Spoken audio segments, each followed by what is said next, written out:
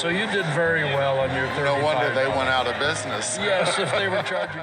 Our guest, a former production designer in Hollywood, purchased the vase from a prop house going out of business about 10 to 12 years ago. This vase was used in several films and commercials, including possibly in the movie Volcano. Our guest acquired the vase for $35, finding it to be a fair price. The vase is marked Made in France on the bottom and has additional identifying numbers from the prop house.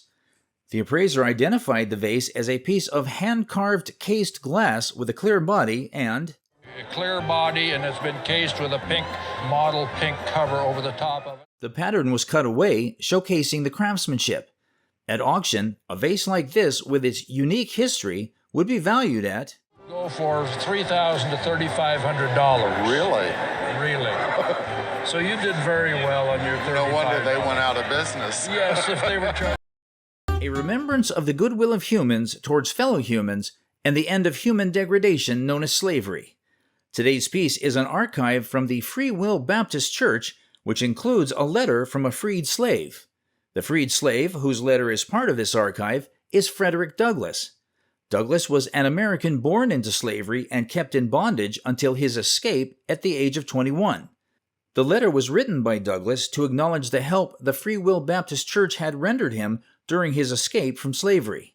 Of importance to note is that the Free Will Baptist Church was an important abolitionist organization that agitated to end slavery in America. The Free Will Baptists are a denomination within the Baptist Church. This archive is titled The Centennial Record of Free Will Baptists and was published in 1881, along with a photograph of the building of the Free Will Baptist Church that was built in 1819. These archives hold significant value as their contents hold important historical information and value, and as such, they would be valued at $55,000 to $75,000. If you Deep breath. deep breath. Thank you. Our guest received this item as a gift from her mother, who purchased it in Mexico after World War II.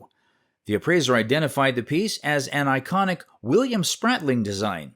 This design features hands clasping carved amethyst tulips and a distinctive chain clasp in the back. Although the piece is characteristic of William Spratling's work from the 1940s, it lacks his hallmark. This absence of a hallmark suggests it might be pre-marked jewelry. I think it made it out of the door the wrong way. Okay, before it was completely finished. Exactly. It missed the marking period. Okay. By the 1940s, William Spratling had around 400 silversmiths in his studios, increasing the chances of pieces leaving unmarked. At auction, the set is estimated to bring $800 to $1,000. Oh my goodness. Oh, gracious. Now, if it had stuck around the studio a little bit longer and gotten marked by William Spratling, Right. we would put an auction estimate of $2,000 to $3,000. Oh my goodness. The guest received these beautiful jewels from her boyfriend as a gift, but she was unsure if they're real diamonds. The appraiser, upon examination, identified these elegant ruby earrings as a pair of cufflinks.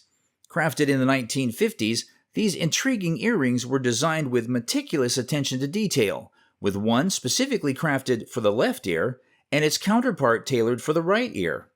A Rolex watch from the 1920s and a brooch adorned with Levy diamonds from 1925 turned out to be authentic, much to everyone's surprise and delight. In a moment of choice, the guest selected her favorite ring, while the appraiser chose her preferred sapphire flag, each drawn to their own unique appeal amidst the array of treasures. The appraiser unveiled the two most prized possessions from the collection, the flag and a brooch. £3,000 to £4,000. Golly. I would be looking at around about £3,000. Wow. The appraiser estimated the value of this whole collection to be £13,000 to £15,000. Wow. Well, that's a very nice surprise. Our guest brought a pair of glass-topped brown saltman end tables purchased from a pawn shop in Hilo, Hawaii about 5 years ago. These tables were marked by Brown Saltman, a notable furniture company from California that started their business in the early 1940s, went on through the 1950s. Brown Saltman was primarily a manufacturer. although the designer of these specific tables is unknown, Brown-Saltman worked with many famous designers like Paul Frankel and John Keel. This table features a design reminiscent of an Asian pagoda. And the enthusiasm for them has increased fantastically. And you have two great examples of it. The original finish is intact, and the tables are made of bleached mahogany. Modernism collectors appreciate the excellent original condition of these tables, which are signed Brown-Saltman on the bottom. Our guest purchased the tables for $55, a bargain considering their current auction value.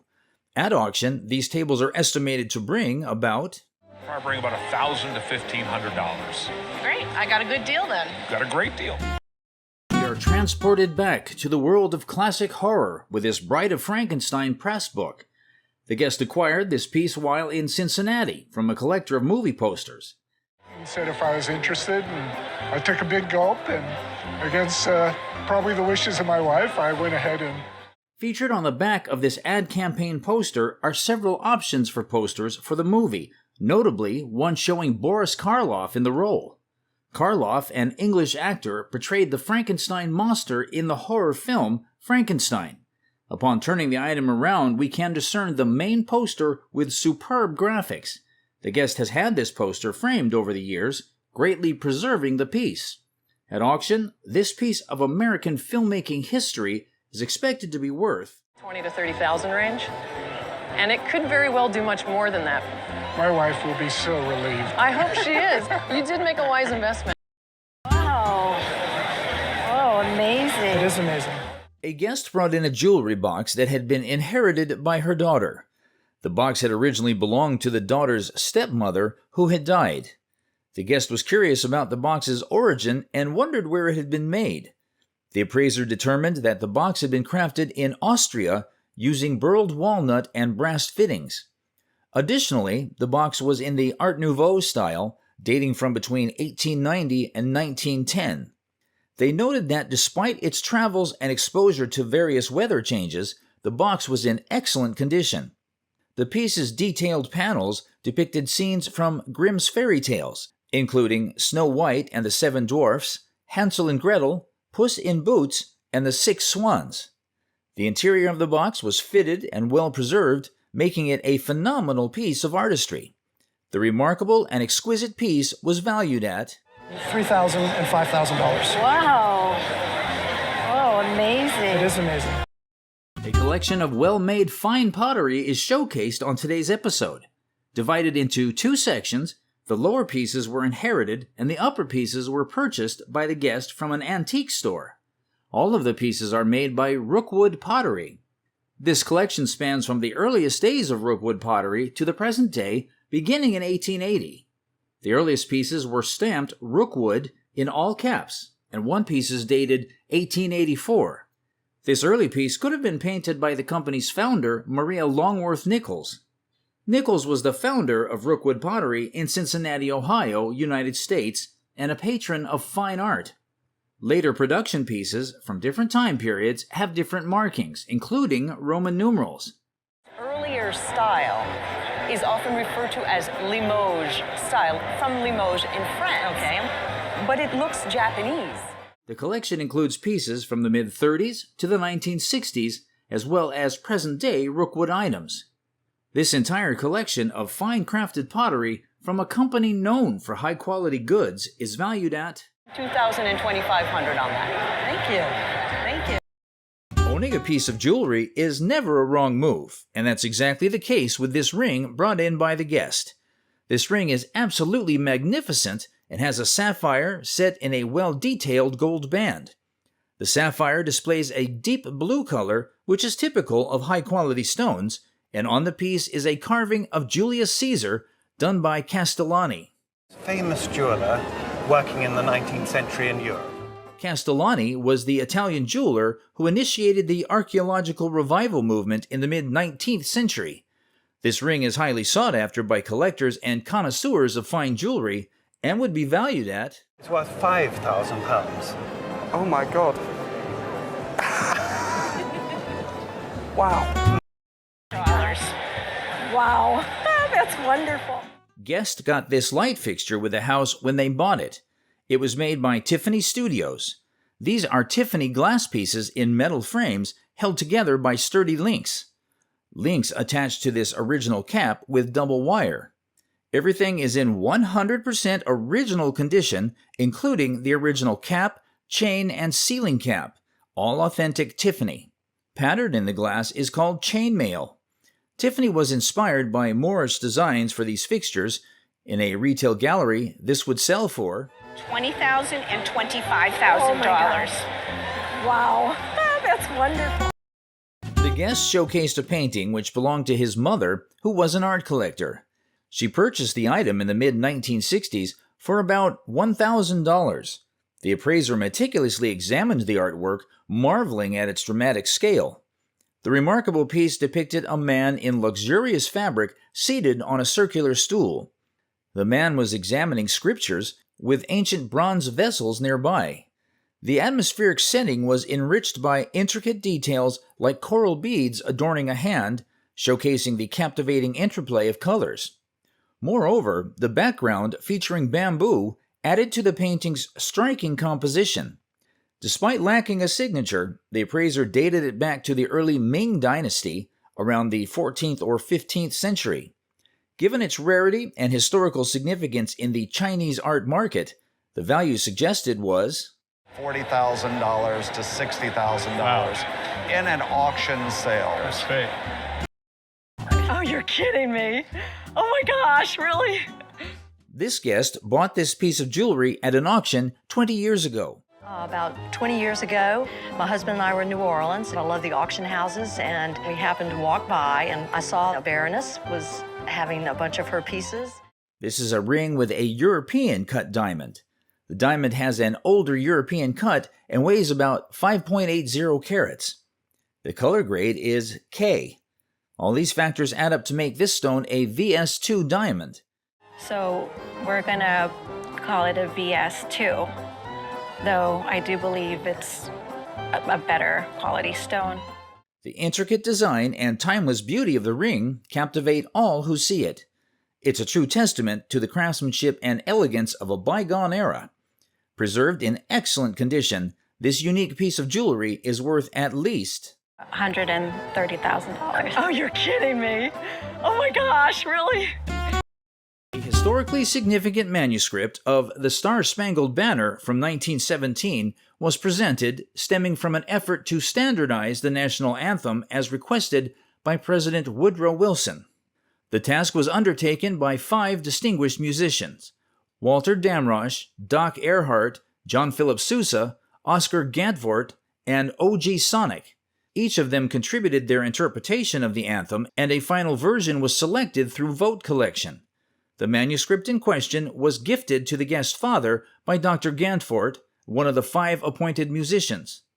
This personal connection adds a layer of historical and sentimental value to the document.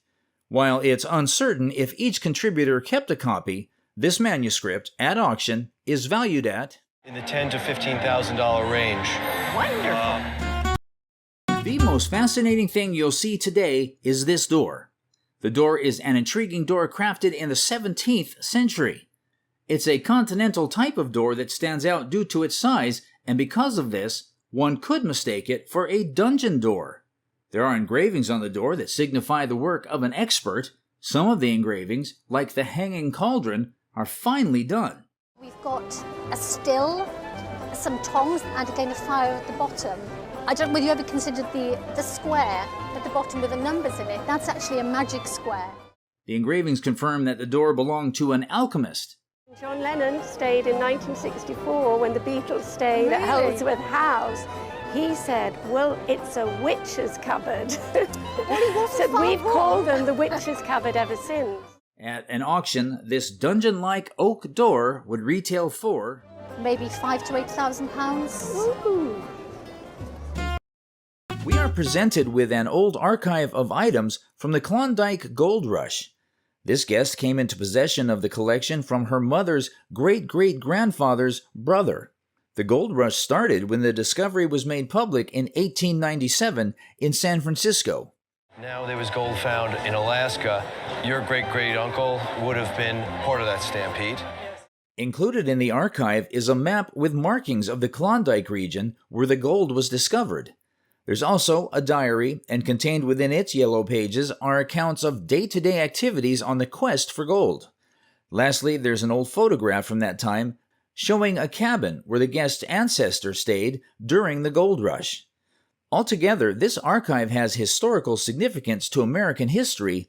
At auction, it is estimated to be worth $3,000 to $5,000 range. Okay. The guest inherited this Fender Telecaster from his father, who had a fondness for country and French music. He also brought the albums that his father loved and used to play on his guitar. The appraiser spoke about the manufacturer, Leo Fender, often regarded as the father of modern musical instruments, particularly the electric guitar.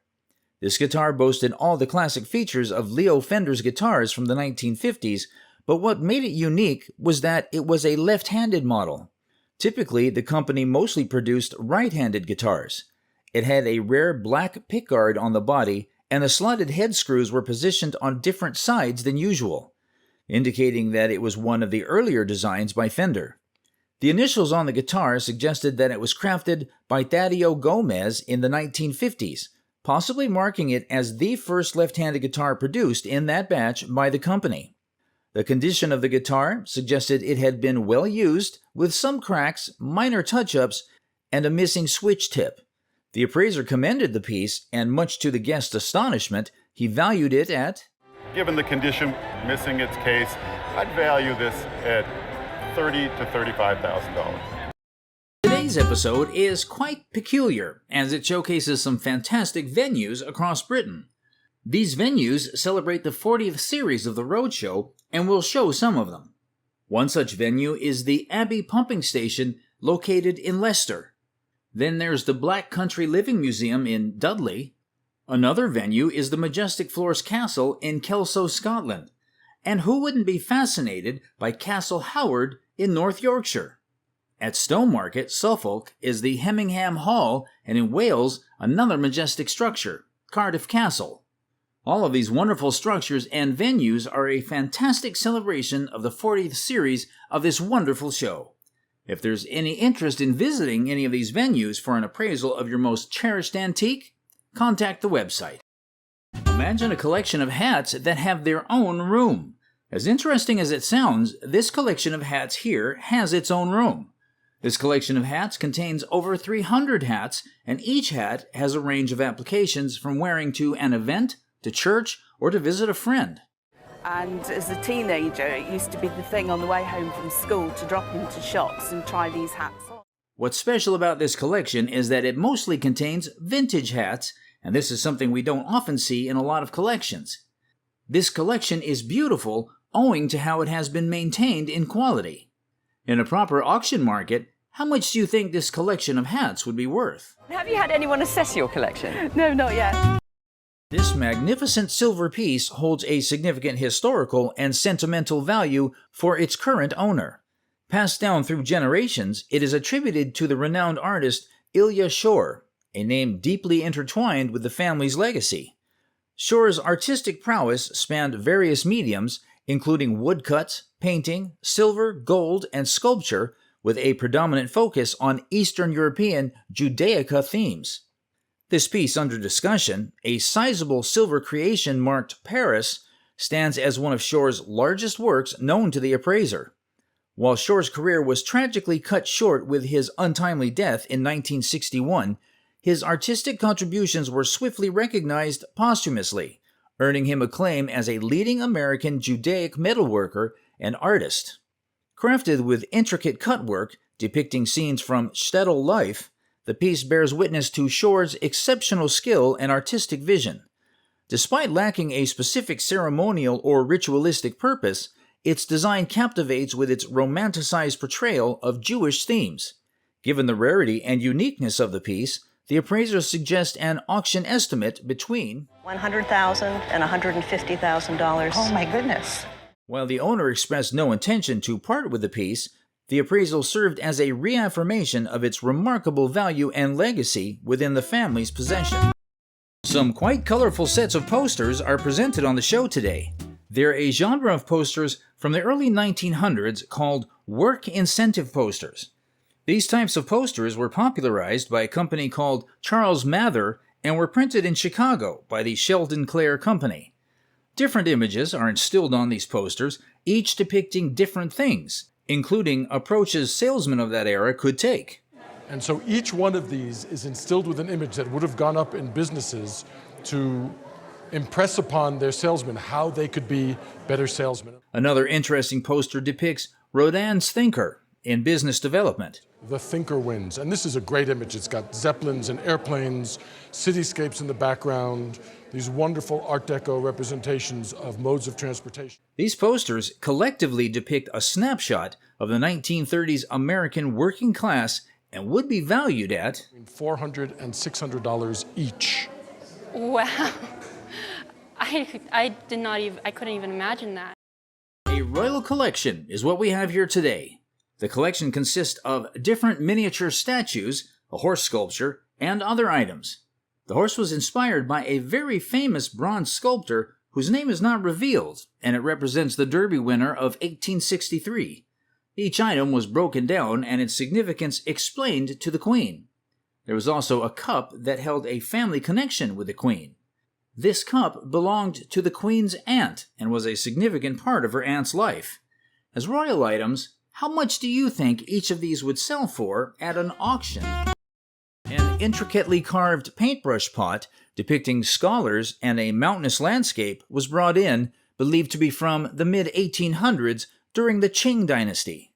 This piece features deeply carved three-dimensional figures, including scholars meeting to drink and write poetry, set amidst a detailed scene with pine trees, creepers, and a stream running through the landscape. You've got a stream running through here, going under a bridge and going in and out of the landscape, disappearing and reappearing again.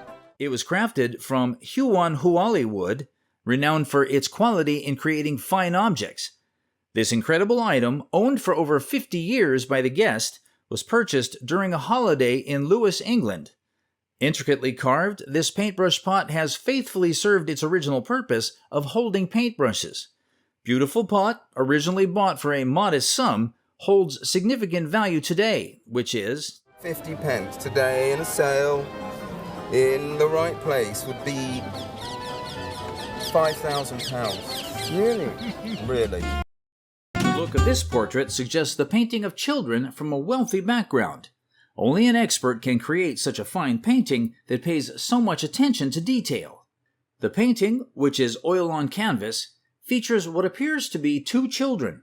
It was drawn around the 1800s, and the white dress represents what was fashionable at the time.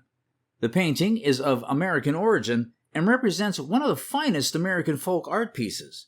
There's this bowback Windsor chair that's in the background. That's an American form, not to be confused with an English.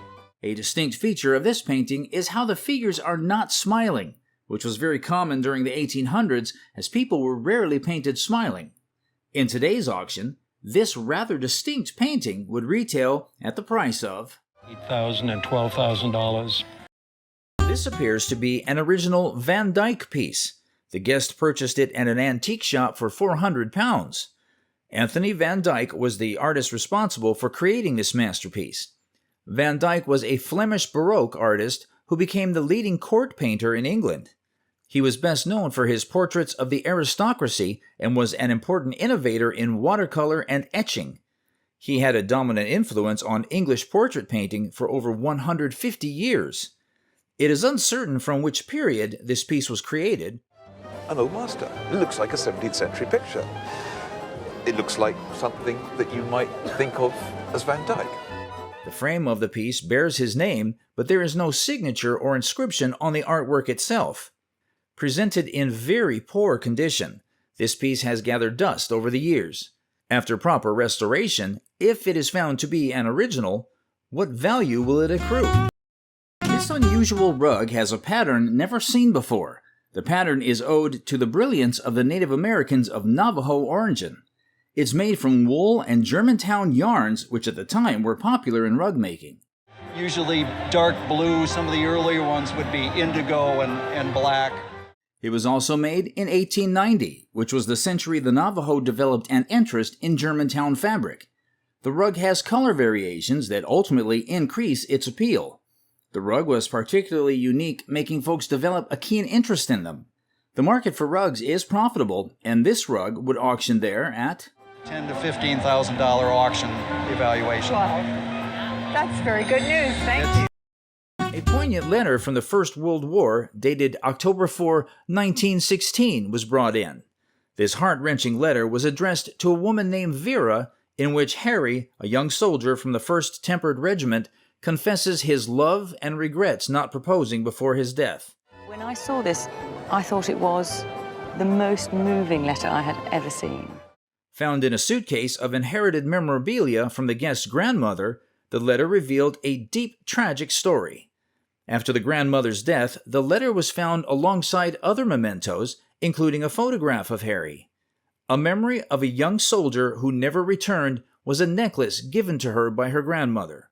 Gran's deathbed, she gave me this locket, and she said if it was of someone who she was engaged to. Rich in historical and emotional value, it speaks of lost love, dashed hopes, and the profound impact of war on personal lives. It stands as a testament to a love that could have been, and the endearing memory of a young soldier's affection. Desire forever. Yes, and she was 91 or 92 when she died. This Belle Epoque diamond necklace is a stunning example of early 20th century craftsmanship. It's characterized by its elegant, airy design and intricate details. To start with, we have this beautiful bezel set diamond chain, which is a really simple concept. This beautiful piece features bezel set diamonds, a design that protects both the diamond and the wearer, preventing snagging. The necklace, with its pineapple-shaped pendant, boasts approximately 12 carats of diamonds in total, all set in platinum. Originating around 1915, this necklace exemplifies the Belle Epoque style, known for its light, open structures and exquisite handmade artistry. And very open, and this is really the typical look of a Belle Epoque piece of jewelry. Despite lacking a hallmark, its American origins are evident, likely hailing from prominent jewelry-making cities, and due to its enduring beauty, would sell for. Well, I would say today, the insurance replacement value of something like this would be anywhere between $50,000 and $70,000. Really? Wow. The guest inherited a large, heavy vase from her mother, who purchased it at auction 60 to 65 years ago, and who never paid more than $200 for anything at auction. There was the signature Dame Nancy on the bottom of the vase. The vase was a signed Dame piece from France circa late 19th to early 20th century. The Dame brothers started out making household items, but later created art pieces like this vase, and cabochon glass jewels. The use of glass jewels was unusual and added to the vase's value. The vase was monumental in size, standing 25 inches tall, and had a sunshine yellow color. The vase was a beautiful and unique piece with an estimated worth of $18,000 to $25,000, with the higher end likely being more of the retail end of the market. Wow. It's a beautiful piece. I always see people that say, I can't believe it, but I can't believe it, but it's wonderful. Ooh. A glance at this portrait and you can immediately notice its beauty. We lived in Cookham, which is where Stanley Spencer lived, and my father was his doctor, and he got to know him very well. That's the work of the great English painter Stanley Spencer. The first feature you can notice in this painting is the crisp attention to detail. Despite being drawn on a normal canvas, it still communicates expertise. The picture was drawn in honor of the guest who was a friend to Stanley. As artists like to show their signature, this portrait is no different, bearing Stanley's signature.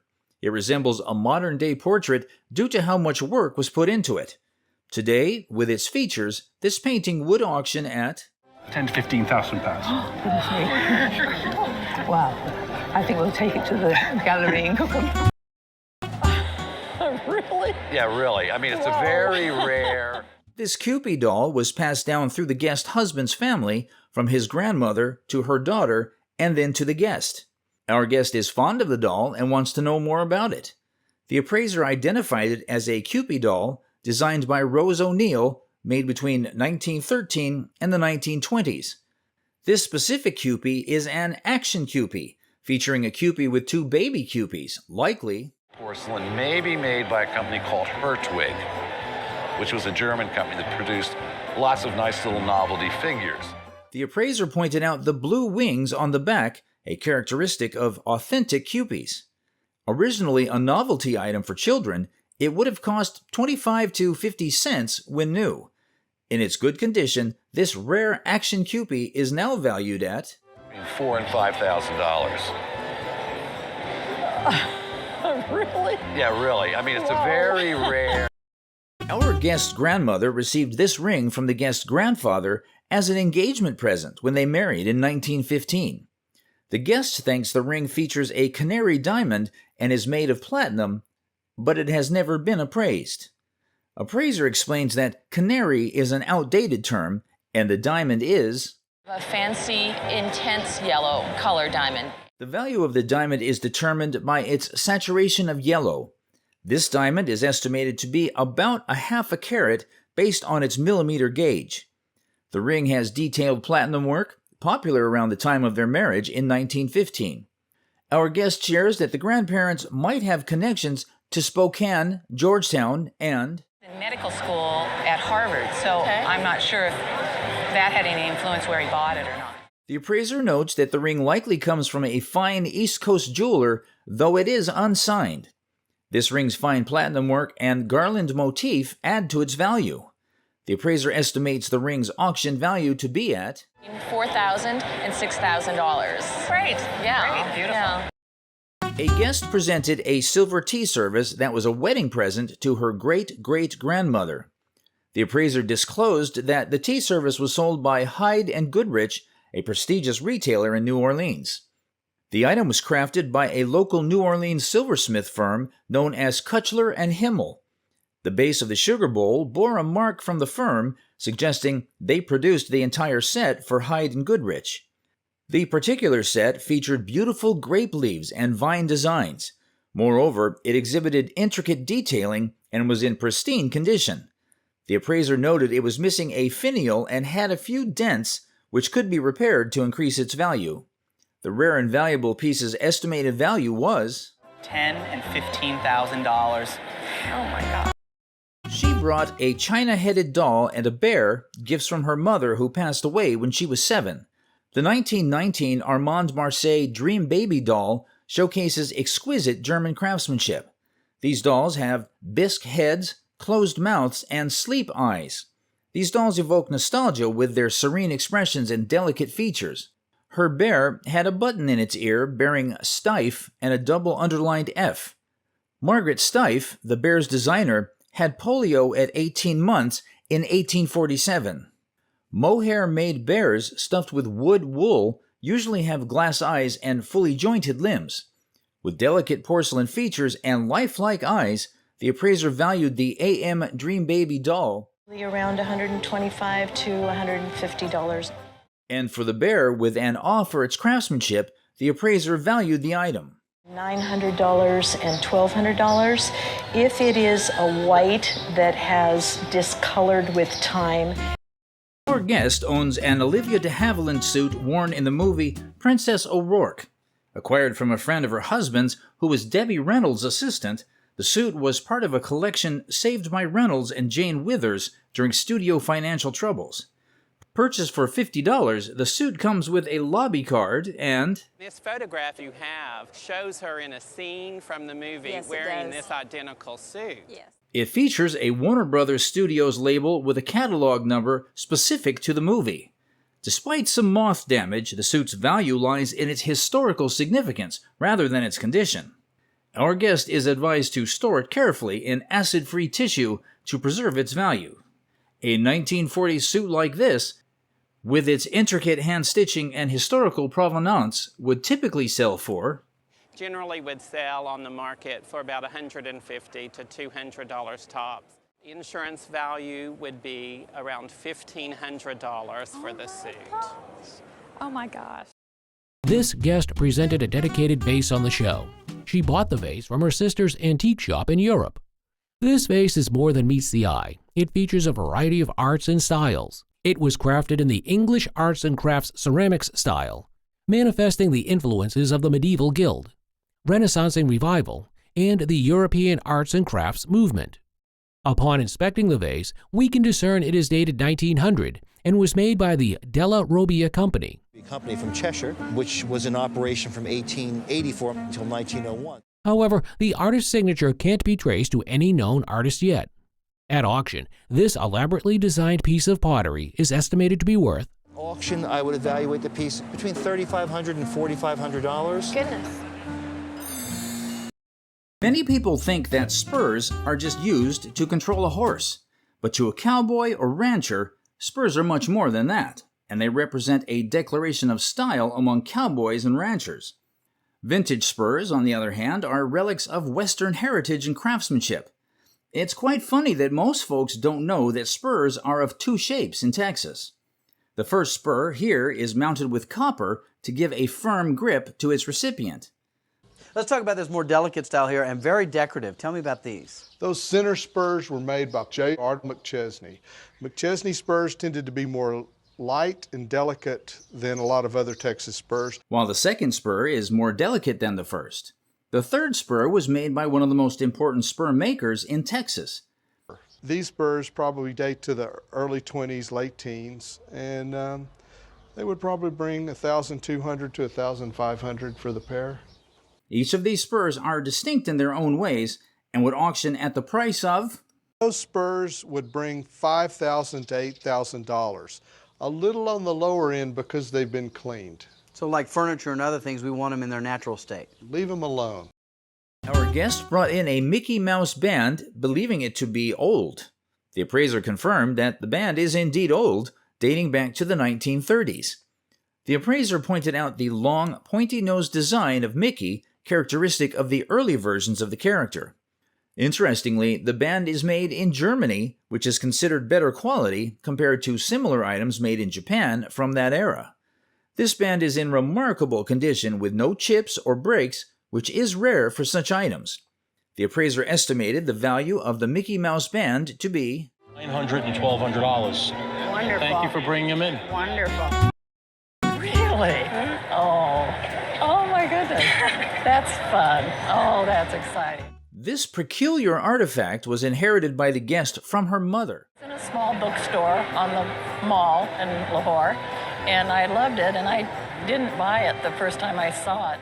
This figurine is of Chinese origin. It is made of white jade and silver. The jade is pure white, making it highly valuable. The jade sculpture is mounted on a silver backdrop. The sculpture is a depiction of the Buddha goddess Guan Yin, the goddess of mercy. This piece was made in the late 19th century and holds significant value to Buddhist worshippers, estimating a value of... Right now, between probably $7,000 and $10,000. Really? Oh my goodness. That's fun. Oh, that's exciting. Her husband inherited the painting from his mother, who inherited it from her mother. This is the concept of view paintings, which originated in 18th century Italy with the renowned artist Canaletto. The painting bears a plaque inscribed with William Marlowe. Marlowe was renowned for his skillful cityscapes and seascapes. He excelled as a watercolorist and landscape painter, known for his professionalism and skill. Mid-career, Marlowe visited Italy, encountering view painters, then returned to England to paint these expansive British scenes. The painting attributed to the school of William Marlowe is an oil-on canvas typical of the 18th and 19th centuries. This medium enabled vibrant colors, rich textures, intricate details, typical of Marlowe's works. Captivated by its timeless allure, the appraiser valued the item. And $10,000? Our guest inherited the painting from his grandmother, who found it in the attic of a house she moved into in West Hampton, New York in 1945. This painting is Dean Cornwell, an artist known for his illustrations and war pictures, especially during World War II. The appraiser confirmed the authenticity of the painting by pointing out Cornwell's signature and... Dean Cornwell, and it's dedicated to Charles, but... Dean Cornwell, originally from Kentucky, was a successful illustrator who worked with famous authors, and... The painting is an oil on paper laid onto masonite, likely a study for another oil painting, and features a navigator of a bomber, indicating it was done during the 1940s during World War II. Despite some wrinkling due to the paper being laid onto board, the painting's value is estimated at $2,500 to $4,000 range. Really? It is a very striking painting, and I think there is a lot of interest. A glance at this book would make you think you're looking at a sacred text. We exchanged Christmas gifts. I think I gave him a print or a drawing. I was an art student, and he gave me this. However, this is a book titled The History of Magic. Opening this book exposes the reader to many beautiful illustrations, which increases its appeal. But that's not even the most amazing part of the book. The uniqueness of the book is that it was inscribed by American songwriter Jim Morrison. This History of Magic book was given to the guest as a Christmas gift.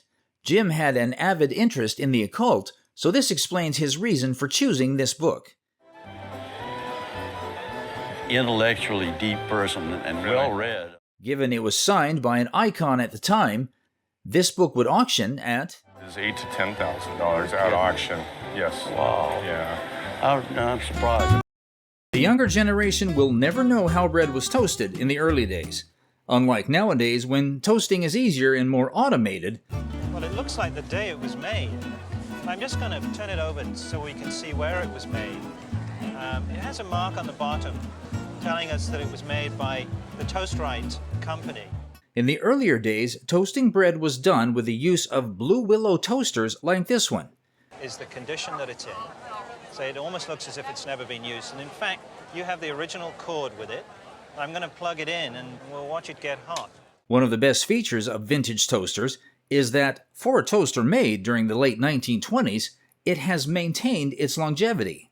Another unique feature of this toaster is the blue willow patterns on it, which enhance its appeal. Given that metal is known to rust, this toaster's longevity is astonishing, and it's why in today's auction market, a quality toaster such as this would auction at I feel that it's certainly worth over $1,000 and perhaps as much as $2,000. Well, thank you. A look at this piece of furniture gives an insight into how furniture was made in the 18th century. This chest of drawers was made in Philadelphia.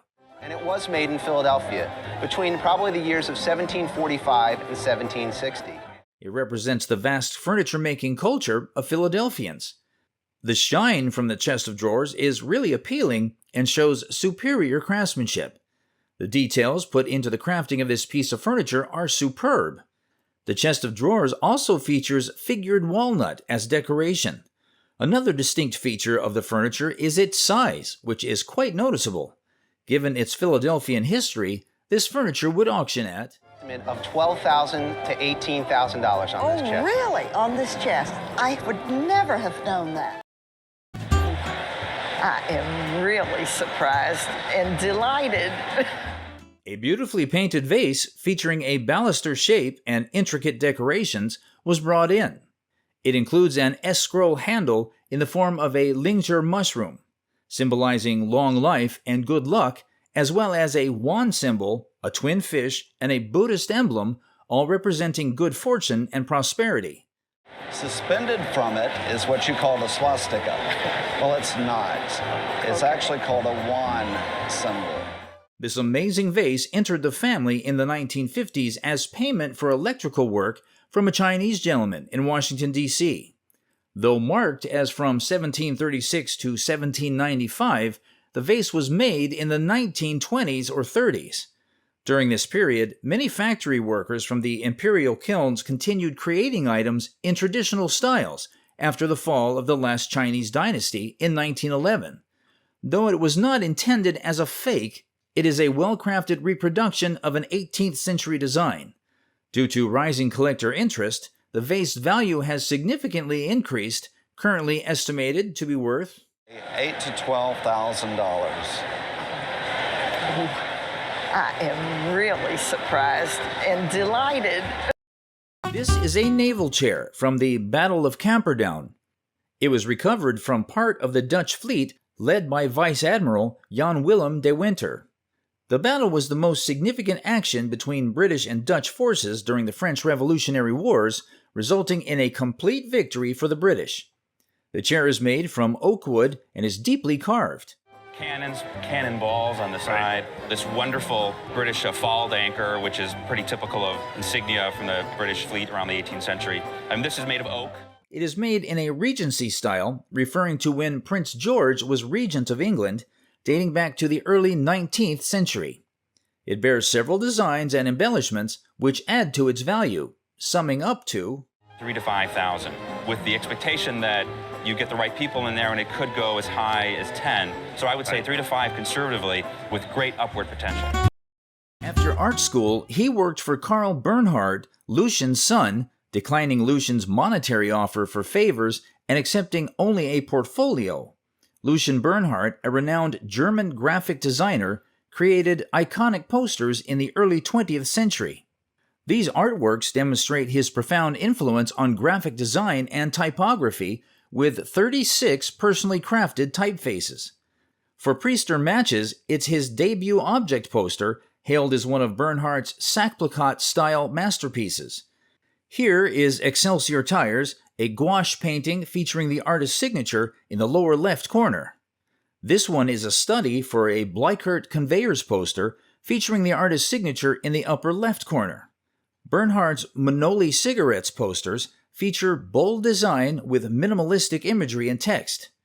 Biscott's Ron is a brand of toasted bread made by the Ron Company. Bernhard's period artworks are highly sought after by collectors and museums. With its unique design of posters, the appraiser valued the item $20,000 to $30,000. Now, many chairs last as long as this one, but that's how you know it's of obvious quality. The chair is called an English armchair, and as you can guess, it was made by Englishmen in 1780. A chair like this one was the rave back in the 1700s. There's a distinguishing factor that makes us know this is an English armchair. It's a bit damaged by worms, but it is still of top quality. At a furniture auction, this armchair would auction at the retail price of $300 to $500 or $400 to $600 range at auction. Kidding. Wow. This signed ticket book from Disneyland is a valuable piece of memorabilia from the park's early days when visitors purchased ticket books containing coupons for various rides. The very interesting item here in that it is the original ticket book. We have just an A ticket left. This particular book retains only an A ticket, indicating that the holder enjoyed many of the park's best attractions. What makes this ticket book exceptionally special is the authentic signature of Walt Disney, who was one of the founders of Disney in 1923. However, due to the rarity of genuine Walt Disney signatures, this personally signed ticket book is highly sought after and is worth $2,000 to $3,000. Wow. That's great to hear. I'm going to keep it, but it's good to learn. That's great. There's something about these photographs that makes them so appealing. It's not every day you see photos like these, which are negative yet captivating. Brought in today are a group of photographs by a very prominent photographer named Edward Curtis. These orotones are the work of an expert photographer by the name of Edward Curtis. Edward had an interest in Native American culture, and these photos represent that. What's surprising about these photos is that they follow his unique photographic technique, which is called an orotone or gold tone. The orotone is a special photographic technique. The image is a positive image. These photographs are well detailed to show expertise. Given their sheer uniqueness, these photographs, or orotones, would auction today at $5,000 to $7,500 range. Over 90 years ago, this guest received a masterful piece from a young artist named Rockwell. This talented artist started his art career at the age of 14. He was born in 1894. He dropped out of high school in 1910 to enroll in art school. He is associated with Saturday Evening Post covers, a popular show at the time. The painting was done on an oil canvas showing a woman with her padded stockings and brush trying to imitate a more stylish model in a picture, and her faithful dog who's probably waiting for her to finish posing. Rockwell was a master of telling simple stories with innocence. In the late 1990s, his work started to bring in six figures, So this painting in today's market will be worth Replacement value on this of about $500,000. Better get more insurance. This is a child's swan sleigh. The guest bought it at a rummage sale for $35.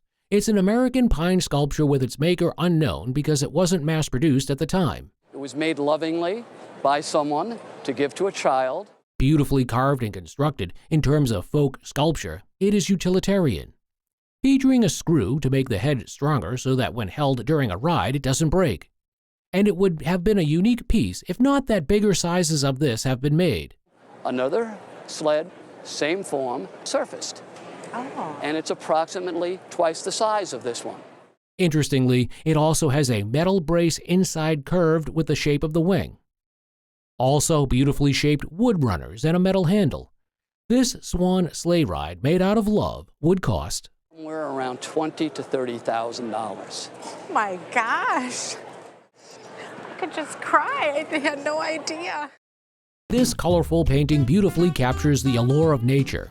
The painting was purchased by a guest at a church bazaar while she was on vacation at Lake Louise, Canada. When I looked at it and I thought, oh great, this is a picture of Lake Louise, that it's just sort of memorable for me to have a picture of Lake Louise. Furthermore, the painting bears the signature of its maker, Marion Cavanaugh. Cavanaugh was an American plein air painter in watercolors and oils. And she painted a great deal up in the Sierra Nevada mountains in California. Characterized by a mountain backdrop, trees, lake, and bright natural colors, it wonderfully depicts Lake Louise. Being an oil painting, it is very well done and in terrific condition, making it highly desirable. Taking into account its condition and the artistry of its maker, this painting would fetch a value of, And this would probably be worth about $30,000 to $40,000 today. Oh my gosh, no. Yeah, she was a good artist and very Wonderful. A fascinating collection of vintage movie memorabilia was inherited from the guest's late husband's great aunt, who owned 11 theaters. This assortment includes production yearbooks, lobby cards, one-sheets, and window cards. Window cards, smaller than large posters yet highly graphic, were used by theaters to promote movies in local stores. They would go out to local stores and give them this to put in their window, hence the name, and give them a couple of passes to the theater and that type of thing. Measuring 14 by 22 inches originally, they were often trimmed to 14 by 17 inches by collectors. The window card measures 14 by 22, and this is a complete window card for the original 1937-38 release. One notable item is a complete window card from the original release of Snow White and the Seven Dwarfs, likely from 1939. Another standout is a window card from Gone with the Wind, circa 1940, showcasing the tagline, "Nothing cut but the price." Strangely enough, it does not really detract that much from the value. Okay. Because collectors know that the only thing up here was blank. either blank or there was some writing in it. An untrimmed 1939 lobby card for a film is highly desirable, a rare gem from the 1932 film Hold'em Jail by Wheeler and Woolsey, highly sought after due to its scarcity. After a thorough assessment at auction, the entire portfolio is estimated to sell for... Now, I went over the entire portfolio with another appraiser, and we came to the conclusion this would sell in the $25,000 to $28,000 range at auction. Well, This tall ladder-back chair, purchased from a local estate, exemplifies the rustic arts and crafts style. The chair features tall, vertical slats, characteristic of the arts and crafts movement. Like the tall verticality, oftentimes with either vertical or horizontal slats as you see in the back. Now the lower portion is also very much in the arts and crafts style. The lower portion reflects the Stickley style. You see that in the slats, the wide oak slats. You also see that the Stickley style in the manner in which the tops of the legs are exposed above, with white oak slats and exposed chamfered leg tops. Hand craftsmanship, a key theme of the arts and crafts style, is evident in this piece. The chair's provenance is confirmed by an inscription noting its purchase in July 1924. Although it uses nails instead of wooden pegs, the chair's design and craftsmanship are highly appreciated. This chair, with its unique, fun design, would be valued in today's market at It would be around $500 to $700 easily, maybe even more than that. But really a fun piece of furniture, and I really appreciate you bringing it. Looks like a framed US dollar bill, but it's not. In fact, it's actually an original painting that resembles a bill and demonstrates the expertise of its painter. The painting was created by Victor de Bril, who was known as a master of landscape paintings. He's done a pretty good job with this treasury note from roughly 1891. We can see shadows, we can see creases. He's really done a remarkable job in capturing a silver dollar bill that has been in somebody's pocket or someone's drawer. His painting style is quite distinct from the ones we usually see. The painting actually depicts a treasury note from 1891, and the level of detail is extraordinary. Victor's style consists of various paintings of dollar bills and pictorial representations of money. The condition of the painting looks fine, but restored. Now, did you have the painting restored? Unfortunately, I had it cleaned. This beautiful treasury bill painting would auction in today's market at...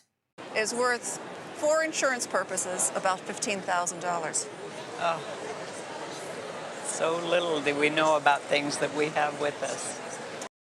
The guest purchased this crock from a woman in a park who had nothing else to store water in, so the guest offered her $10 to buy a bucket, and in exchange, she gave the guest this crock. The appraiser identified it as a piece from Thompson's and Williams, a small pottery partnership in Morgantown, West Virginia, that lasted only about 3 years, from 1875 to 1878. This was a rare 20-gallon crock, one of only a few made, and it was not easy to produce. There were a few signs of damage, but the crock had survived remarkably well. The top area was also slightly sagged, but overall the crock was still in usable condition. The appraiser and guest discussed that the crock was originally made for storage purposes and was also used for making and storing pickles. Typically, the value of these crocks depends on several factors, including their age, condition, and decorative elements. This crock was in fair condition, featuring heavily painted decoration. The rarity of this crock was a significant factor in determining its value, which amounted to At least $3,000. Oh boy. Thank you. Our guest purchased a handmade, plantation-made chair for $25 because they thought it looked cool. The seller mentioned the chair might be plantation-made from across the river. The appraiser found the chair very interesting and appreciated its old. I love this old surface. It's really captured the history of this chair in a very untouched, pure sense. It is a vernacular chair, very rural and non-cosmopolitan. The chair is a typical ladder-back chair with thumb-back styles. It has 3 distinguishing features: turned arms, tall front legs with Mushroom caps, and you can see the wear on these handles. When turned over, it's clear the arms were capped on, likely to avoid wasting wood. This chair is made from mixed woods, including cypress, birch, oak, and poplar. The upholstery stuffing is Spanish moss, indicating southern origins. And the appraiser suspects the seat is a later addition, originally having a rush seat with 1 rung on each side. The chair dates from roughly 1820 to 1840, making it around 100 years old. If confirmed to be from Louisiana, it could be worth $100 to $300 chair to perhaps a $3,000 to $5,000 chair at auction. Our guest brought a large tile panel that was found hanging over the fireplace when they bought their house 5 years ago. This panel has caster wheels, allowing it to move back and forth. Just the electrical panels and the chimney flue, that kind of thing from the fireplace. The appraiser found this feature unique and ingenious. This panel was made by the American Encaustic Tile Company of Zanesville, Ohio, which is nearby. It's unusual for its large size and the size of the individual tiles, which are not the typical 6-inch squares. This panel is hand-painted in the Delft style, unlike the usual molded Victorian American encaustic tiles. The appraiser explained that Delft is a city in Holland known for producing blue and mostly tin glazed in blue and white, just like this. This small tile that comes off reveals a mark indicating AE Tile Co. for the American Encaustic Tile Company. The appraiser valued the panel at a jaw-dropping price of At somewhere between $1,500 and $2,000. This extensive memorabilia archive belonged to the guest's grandfather, Walter Grothe. Walter Grothe was a renowned steam engine race car driver for the White Steam Car Company, boasting an impressive collection of trophies earned throughout his illustrious racing career. He won this trophy as a first prize for a car race in 1903. The guest also brought along his automobile permit, which detailed information about him, including his height, weight, and instructions about when he could be on the racing track. The appraiser also revealed the interesting fact that Walter Grothe not only participated in the race, but also emerged as the victor. He was the only car racer to complete the track at Ingleside Park, a short-lived circuit, 1895 to 1906, that was destroyed in an earthquake. The appraiser mentioned that the White Steam Car Company was quite expensive back then, producing 9,122 steam cars. One of these cars sold for $2,500 to $3,700 at a time when people typically earned only $5 to $10 a day. There were a lot of other items in the archive as well, and the guest estimated its insurance value to be $2,000 on the trophy alone, maybe even $2,500.